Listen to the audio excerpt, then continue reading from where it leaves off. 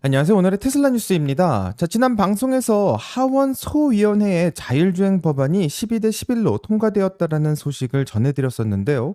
이때 댓글창의 반응은 매우 뜨거웠고 또 냉정하기도 했습니다. 자, 댓글을 보면 하원 소위원회를 통과해도 이 실질적인 법안이 다 통과되는 데는 1년은 넘게 걸릴 것이다라는 댓글도 있었고요. 또 올해까지 대량 생산은 절대 안 될 거다라는 이야기. 심지어 이 법안이 최종 통과되기까지는 1년에서 3년까지도 걸릴 거다라는 이야기도 나왔습니다. 이 많은 구독자분들께서 정말 합리적인 의심을 하시고 있다고 생각하는데요. 재미있게도 일론 머스크는 우리의 이런 생각을 비웃으면서 모두를 놀라게 만드는 새로운 문장을 던져 화제가 되고 있습니다. 바로 사이버캡은 2026년 오는 4월부터 생산을 시작한다고 말하고 있습니다.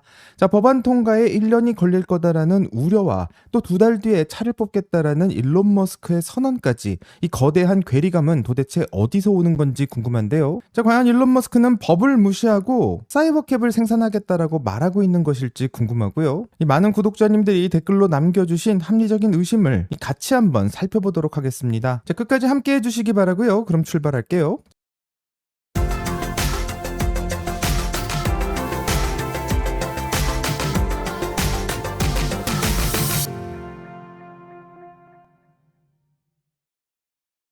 자, 간단한 테슬라 뉴스를 보게 된다면, 이 테슬라에서는 2026년 설날을 기념해 인류 이동수단의 역사를 담은 이동의 진화 영상을 공개했습니다. 자, 영상은 광활한 대지를 달리는 고전적인 이동수단이었던 말에서부터 시작해서요, 인류가 점점 경계를 허물면서 발전시켜온 탈 것들을 거쳐 테슬라 자율주행의 완성형인 이 사이버캡에 도달하고 있습니다. 자, 가장 인상적이었던 대목은 영상의 마지막 장면인데, 이 휴머노이드 로봇인 옵티머스가 말의 얼굴을 쓰다듬는 장면이 등장하고 있고, 2026년 말의 해를 겨냥한 이 연출은 이 전통을 기리는데 그치지 않고 수천 년간 인류의 첫 번째 자율주행 파트너였던 생명체 말에서부터 시작해 이제는 스스로 생각하고 움직이는 이 로봇으로 그 주권이 이동하고 있음을 한 장면으로 압축해서 보여주고 있습니다. 자, 테슬라가 지향하는 지점이 자동차 제조를 넘어 인류 진화와 궤를 같이 하고 있는 로보틱스의 생태계임을 선언하고 있는 영상인데요. 뚜렷한 차이점을 볼 수 있습니다. 첫 번째, 유니트리 로봇의 머리 부분에 부착되어 있는 돌출부는 회사의 JT128 라이다 센서로 밝혀지고 있고, 이 센서는 40m의 탐지거리와 사각지대 없는 시야를 제공하며 무대 위 로봇 간의 충돌을 방지하고 정교한 위치 제어를 가능하게 합니다. 자, 하지만 이는 역설적으로 이 로봇은 정해진 환경에서 최적화된 행동을 수행하는데 특화되어 있음을 시사하고 있는데요. 특히 주변 환경을 스스로 학습하고 판단하는 뇌를 가진 로봇이라기보다는 고성능 센서를 이용해 미리 입력된 동작을 오차없이 수행할 수 있는 퍼포먼스에 최적화된 로봇에 가깝다라고 생각할 수 있습니다. 자, 반면 테슬라가 개발 중인 옵티머스는 라이다 대신 순수 비전과 엔드투엔드 신경망을 지향하고 있고, 유니트리가 무대 위에서 화려한 기술을 보여주고 있다면 테슬라는 일상 속에서 불확실한 환경에서도 인간처럼 생각하고 적응할 수 있는 범용 인공지능인 AGI를 로봇 안에 넣는 데 집중하고 있습니다. 자, 결국 유니트리의 성과는 특정 환경에서의 제한적인 기능의 극대화를 보여주고 있는 것이며, 테슬라의 영상은 이 자율주행과 지능형 로봇의 미래가 이동수단을 넘어서 거대한 진화의 단계임을 상징적으로 표현하고 있는데요. 이 완전 같이 한번 기대해 보겠습니다. 자, 다음 뉴스는 테슬라가 발렌타인데이를 맞아서 북미 AI4 차량 중심으로 FSD 버전 14.2.2.5를 출시했습니다. 자, 이번 업데이트는 눈에 띄는 UI의 변화나 새로운 메뉴의 추가는 거의 없고, 실제 핸들을 잡은 사용자들 사이에서는 현재까지 나왔던 FSD 중 가장 고급스럽고 인간답다라는 평가가 나오고 있습니다. 자, 이번 업데이트에서 실질적인 변화는 비전 인코더의 최적화와 뉴럴 네트워크의 미세한 조정에 집중되어 있다고 하는데요. 실제로 업데이트된 FSD를 사용해본 사람들의 평가를 듣게 된다면, 비보호 좌회전이나 신호가 없는 교차로에서 멈칫하는 이른바 더블 스탑 현상이 눈에 띄게 줄었다고 하고, 머뭇거리지 않고 상황을 잘 판단해서 신속하게 진입하는 결단력이 훨씬 더 강화되었다고 합니다. 또 주행 중 옆 차선에 주차된 차량이 있을 경우 본능적으로 가운데 차선으로 이동해 안전거리를 확보하는 등 숙련된 운전자의 습관을 그대로 재현한다고 하고, 추월 후에는 곧바로 다시 차선으로 복귀하는 타이밍이 예전보다 훨씬 더 빠르고 정교해졌다라는 평가가 나오고 있습니다. 이뿐만 아니라 정지 상태에서 출발하거나 보행자를 대응할 때 발생하는 가속과 감속의 질감이 매우 부드러워서 동승자가 자율주행임을 인지하기 어려울 정도로 개선되었다라는 이야기가 나오는데요. 자, 그래서 버전 14.2.2.5는 테슬라가 자율주행의 기술적 토대를 넘어서 이제는 주행의 질감이라는 조금 더 예술적 영역에 진입하고 있음을 보여주고 있는 빌드라 생각합니다. 자, 그동안 우리가 자율주행을 평가할 때는 정말 사고를 내냐 아니냐 또는 길을 잘못 찾았냐 아니냐와 같은 매우 기능적인 측면에 집중하고 있다면 이제는 운전을 얼마나 세련되게 하는가 2단계까지 논하는 단계에 왔다는 것이 놀랍고요. 사용자들이 이번 비전을 보고 사람 같은 인격이 느껴진다라는 평가가 나오고 있고 AI가 이제 법규를 지키는 것을 넘어서 도로 위의 흐름과 다른 운전자와 교감하는 것을 이해하기 시작했다고 평가받고 있습니다. 하지만 LA 공항처럼 복잡한 지형에서 내비게이션의 오류 같은 문제는 아직도 나오고 있다는 이야기가 나오고요. 현재 테슬라는 자율주행의 완성을 위해서 최종 단계에 돌입하면서 파인 튜닝을 집중하고 있는데 과연 어디까지 달성할 수 있을지 같이 한번 확인해 보겠습니다. 자, 다음 뉴스는 테슬라가 FSD 일시불 구매 옵션을 폐지하고 월 구독제로 전격 전환하면서 사용자들 사이에서는 이 구독을 넘어서 조금 더 유연하고 합리적인 요금 체제에 대한 목소리가 높아지고 있다는 소식입니다. 이 테슬라는 현재 월 99달러의 단일 구독제를 고수하고 있는 가운데 이 커뮤니티 사용자들에게서는 이 세 가지 구체적인 대안 모델을 해달라고 말이 나오고 있는데요. 첫 번째는 자율주행 단계별 차등 요금제를 원하고 있다고 하는데 운전자의 주시가 필요한 감독형 FSD와 완전한 자율주행인 무감독형의 가격을 분리하자라는 주장이 나오고 있습니다. 자, 예를 들어서 감독형은 월 50달러 정도의 수준으로 낮추고 보험료가 포함된 무감독형은 오히려 월 300달러 이상의 고가로 책정해 사용자의 필요와 예산에 맞게 조금 더 선택권을 주자는 의견이 나오고 있는데요.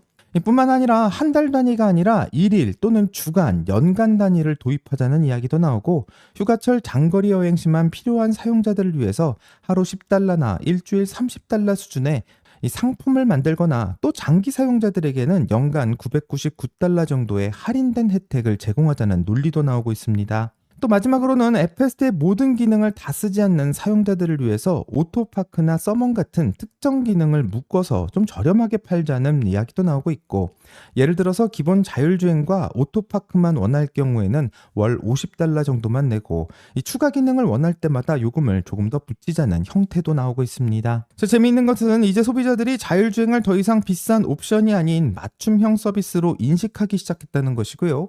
테슬라는 일시불이나 단일 구독제를 통해서 수익성을 확보해 왔지만 점점 시장이 커질수록 사용자들의 요구는 다양해지고 있고 누군가는 출근길에서의 정체 해소만 원하고 누군가는 주말 여행의 편안함만 원하기 때문에 현재 월 99달러의 요금제는 가끔 기능을 쓰는 사용자들에게는 여전히 장벽이 높다라는 이야기가 나오고 있습니다. 넷플릭스를 보면 광고를 보면서 볼 수 있는 요금제는 훨씬 더 싸고 또 좋은 화질을 볼 수 있는 요금제는 훨씬 더 비싼 상황인데 이런 결제 방식에 익숙해진 세대에게는 자동차 소프트웨어 역시 동일한 유연성이 있어야 된다고 주장하고 있습니다. 과연 테슬라는 이런 소비자의 다양한 요구를 들어줄지가 궁금해지고요. 과연 일론 머스크는 새로운 요금제와 기간별 요금제를 도입할 수 있을지 이 테슬라의 결정을 같이 한번 기다려보겠습니다. 자, 이제 4월 사이버캡의 생산 이야기로 넘어가면 이 많은 분들은 미국의 연방법이 통과되어야만 미국 전역에서 사이버캡이 달릴 수 있을 거라고 말씀하십니다. 하지만 테슬라가 4월에 생산할 사이버캡이 당장 미국 전역을 다닐 필요는 없을 수도 있습니다. 자, HR 7390 셀프 드라이브 액트 2026은 12대 11이라는 아슬아슬한 표 차이로 하원의 소위원회를 통과한 것은 사실이고요. 민주당의 반대가 심했고 또 상원 청문회와 대통령 서명까지 가려면 실제로 2026년 말이나 2027년은 돼야만 연방의 표준이 만들어질 수 있습니다. 하지만 일론 머스크에게도 연방법이라는 전공법 말고 이 다른 방식으로도 시도할 수 있는 방법이 있는데요. 그곳은 바로 텍사스이고, 텍사스는 이미 2017년에 SB 2205라는 자율주행 법안을 통과시킨 상황입니다. 이 법 조항을 보게 된다면 운전자가 차에 있든 없든 자율주행 시스템이 장착된 차량은 텍사스의 공공도로를 합법적으로 달릴 수 있다라고 말하고 있고, 또 사고 시 책임은 시스템의 소유자, 한마디로 테슬라가 진다는 점을 법적으로 명확히 규정하고 있습니다. 자, 연방에서 12대 11로 싸우던 말든 텍사스 내에서는 사이버캡이 핸들 없이 주행하고 또 유료 영업을 하는데 법적 장애물이 상당히 적다라는 것을 알 수 있는데요. 일론 머스크가 4월 생산을 자신 있게 말하고 있는 이유도 이 텍사스라는 주에서 현재 자율주행을 강력하게 지지하고 있기 때문이고, 이 텍사스 오스틴 메트로 지역의 인구는 약 240만 명 정도 되는데 현재 이곳에서 활동하고 있는 우버와 리프트의 차량만 수천 대에 달하는 상황입니다. 자, 이렇게 되면 연방법이 완성될 때까지 기다리는 게 아니라 이 텍사스에서 사이버캡이 먼저 우버와 격렬한 싸움을 하게 될 것을 예상하게 되고요. 실제로 최종적인 법이 통과되는 1년의 계기 시간 동안 과연 사이버캡이 텍사스에서 얼마나 위력을 떨치게 될지 검증하게 될 거라 생각합니다. 자, 그럼 본격적으로 돈 이야기를 좀 해봐야 될 것 같은데요. 일론 머스크가 4월 생산을 서두르는 이유는 현재 공유 택시 시장을 장악하고 있는 우버와 리프트와 이 제대로 된 한판을 붙기 위함이라 생각합니다. 자, 월가의 많은 애널리스트들은 테슬라의 사이버캡이 나오게 되어도 인프라 비용 때문에 기존 택시보다 오히려 가격이 비쌀 거다라고 예상하지만 실제로 사이버캡의 요금은 상당히 큰 차이가 날 것으로 예상됩니다. 자, 일론 머스크가 4월 생산을 결정하고 있는 배경에는 명확한 수익 모델이 자리 잡고 있기 때문이라 생각하는데, 현재 우버와 비교를 해본다면 사이버캡이 가질 수 있는 실질적 경쟁 우위가 어느 정도인지 한번 확인해 볼 수가 있습니다. 자, 미국 시장의 평균적인 운송 비용을 한번 보게 된다면 우버의 마일당 평균 이용 요금은 약 2.5달러 정도 수준인데요. 우리에게 익숙한 단위로 한번 환산해 본다면 킬로미터당 2,170원 정도를 지불하고 있는 셈입니다. 자, 하지만 우버 요금의 70%는 인간 운전자인 인건비로 들어가고 나머지 30%는 플랫폼 수수료와 연료비 또 정비비로 사용되는데, 한마디로 우리가 우버에게 지불하는 비용의 대부분은 사람이 직접 운전하는 인건비에 사용되고, 반면 테슬라가 사이버캡을 통해서 목표로 하고 있는 운영 비용은 마일당 0.2달러로 약 킬로미터당 175원이라는 수치가 나오게 됩니다.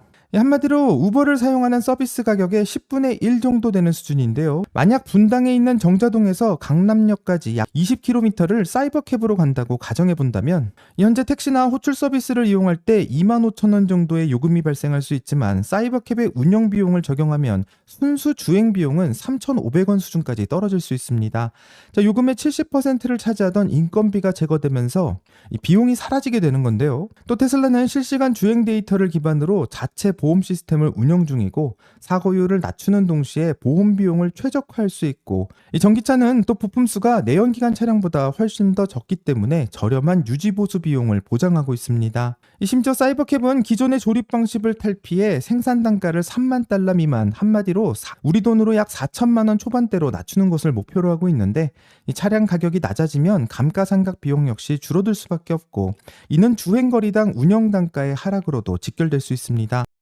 자, 이 말은 사이버캡 한 대가 하루에 200마일, 즉 320km를 주행한다고 가정해 봤을 때 강남에서 서울역 사이를 약 15번 정도 왕복하는 거리가 나오는데, 이 사이버캡 1000대가 운영된다면 테슬라가 얻게 되는 현금 흐름은 기존의 차량 판매 수익과는 완전히 다른 양상을 보여주게 되고요. 이 차량 한 대를 판매해서 얻는 일회성 수익보다는 자율주행 네트워크를 통해서 지속적으로 발생할 수 있는 서비스 수수료가 훨씬 높은 상황이 되고, 테슬라의 재무 구조가 제조업 중심에서 고마진 플랫폼 중심으로 전환될 수 있는 실질적인 데이터가 바로 이곳에서 나오고 있습니다. 자, 결국 관건은 정말 이 계획이 실제로 실현이 가능한가, 이게 중요할 것 같은데요. 일론 머스크는 사이버캡의 초기 생산 속도는 매우 느릴 것이라고 언급하면서 시장의 기대치를 조절하고 있지만, 기가 텍사스에서 만들어지고 있는 공정의 혁신을 보게 된다면 우리가 봐왔던 모델 3나 모델 Y의 생산과는 완전히 다른 속도를 보여줄 거라 생각합니다. 자, 그럼 정말로 4월에 테슬라는 사이버캡을 찍어낼 수 있는가, 정말 이 문제가 가장 중요할 거라 생각하는데,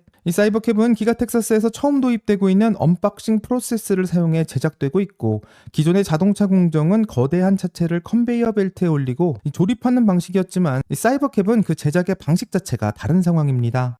마치 레고 블록을 조립하듯 독립된 모듈로 나뉘었다가 마지막에 하나로 결합하는 방식인데, 이 모델 Y 한 대가 라인에서 나오는데 약 34초 정도가 걸린다면 사이버캡의 목표는 10초 미만이고 모델 Y보다는 3.5배 빠른 속도를 예상할 수 있습니다. 하지만 일론 머스크가 말하고 있는 것처럼 새로운 생산 방식을 도입하고 있기 때문에 초기의 생산 속도는 매우 고통스러울 것이고요. 이 4월부터 수개월 동안 매우 천천히 생산되면서 시스템의 오류를 잡아낼 것이라 생각하게 됩니다. 이 재미있는 것은 정말로 테슬라가 2026년 4월부터 사이버캡을 생산하게 된다면 이 초기 생산은 느릴 수 있지만 하반기로 갈수록 가속도가 붙는 것을 생각해 볼 수 있는데, 현재 미국 상원의 자율주행 법안의 최종 통과 예상 시점이 2026년 말이라고 생각해 본다면 이 시점은 사이버캡의 폭발적인 램프업이 완성되는 시점과 맞물린다고 생각합니다. 한마디로 테슬라는 법안이 전국적으로 풀리기 전까지는 텍사스라는 곳에서 소량 생산으로 실전 데이터를 쌓고, 자율주행 법안이 최종 승인되는 시점이 오게 된다면 전국에서 운행이 가능해지기 때문에 그때는 바로 대량 생산 체제를 완성하겠다라는 전략이라는 것을 알 수 있는데, 일론 머스크가 현재 목표하고 있는 생산량은 연간 200만 대이고 전 세계 택시 회사와 공유 차량 시장의 규모를 생각한다면 엄청난 속도로 사이버캡이 나올 것을 생각해 볼 수 있습니다. 사이버캡 한 대가 평균 200마일 약 320km를 주행한다고 했을 때 200만 대의 사이버캡이 도로에 깔리게 된다면 테슬라 자율주행 네트워크는 약 6.4억 km에 달하는 실주행 데이터를 추가로 수집하게 되고요. 이렇게 되면 경쟁사들이 점점 따라올 수 없는 거대한 장벽의 해자가 쌓이는 결과로도 이어질 수 있습니다. 자, 정리하면 최근 블룸버그는 메르세데스 벤츠의 소식을 전하면서 실적 발표 이상의 공포를 말하고 있는데요. 벤츠는 올해 자동차 부분 수익성이 기존 8%에서 10% 수준으로 주저앉을 것이라고 공식 경고했고, 럭셔리 브랜드라고 불리는 벤츠로서는 상당히 굴욕적인 마진율이라고 생각합니다.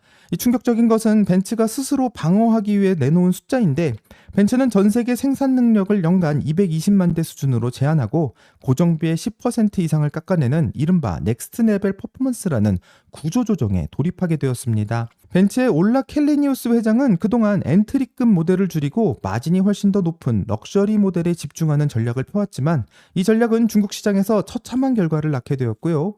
벤츠의 중국 판매량은 약 20% 가까이 폭락했고 영업이익률은 현재 5%까지 떨어진 상황입니다. 재미있는 것은 중앙일보가 보도했던 한국 수입차 시장의 세대별 성적표를 보게 된다면 왜 벤츠가 생산량을 줄이면서 뒤로 물러날 수밖에 없는지 그 이유를 확인할 수 있는데요. 한국에서 20대부터 40대까지 가장 많이 선택한 수입차는 1위가 당연 테슬라인 상황이고 50대와 60대, 특히 60대로 넘어가게 된다면 벤츠를 선택하고 있는 것을 보여줍니다. 자, 이 수치가 보여주고 있는 것은 벤츠가 그동안 강조해왔던 럭셔리 전략이 이 30, 40대에게서는 완전히 외면받고 있다는 것이고요. 벤츠의 삼각별이 주고 있는 권위는 50대 이상의 세대에게만 먹히는 과거의 유산이 되어가고 있는 상황입니다. 하지만 진짜 공포는 따로 있는데요. 바로 사이버캡의 등장이고, 많은 내연자동차 회사들이 전기차의 수요가 줄어든다면서 다시 내연기관차의 비중을 높이겠다고 말하고 있지만 실제로 무서운 것은 전기차가 아니라 바로 소유의 종말이라고 생각합니다. 정말로 사이버캡이 활성화되어서 내가 원하는 시간에 어디든 쾌적한 이동 서비스를 이용할 수 있다면 1억 원이 넘는 돈을 주고 벤츠를 사서 주차장에 세워두고 비싼 보험료와 유지비를 지불할 이유가 없고요. 그렇기 때문에 사이버캡의 등장은 새로운 차가 아닌 벤츠가 쌓아온 100년 동안의 소유의 가치가 뿌리채 흔들릴 수밖에 없는 공포라고 생각합니다. 자, 그렇기 때문에 2026년은 테슬라에게도 매우 큰 변화가 예상되지만 전통적인 자동차 회사들에게도 매우 큰 시련이 닥칠 것으로 예상되고, 이 자동차 산업의 중심축이 제조에서 점점 서비스로 이동하고 있는 상황에서 어떤 회사가 살아남을 수 있을지 같이 한번 지켜보겠습니다. 여기까지가 오늘의 테슬라 뉴스고요. 오늘 영상이 도움이 되셨다면 구독과 좋아요 그리고 알림 설정 부탁드립니다. 오늘 좋은 하루 되시고요. 오늘의 테슬라 뉴스는 내일 또 새로운 소식으로 다시 찾아오겠습니다. 감사합니다.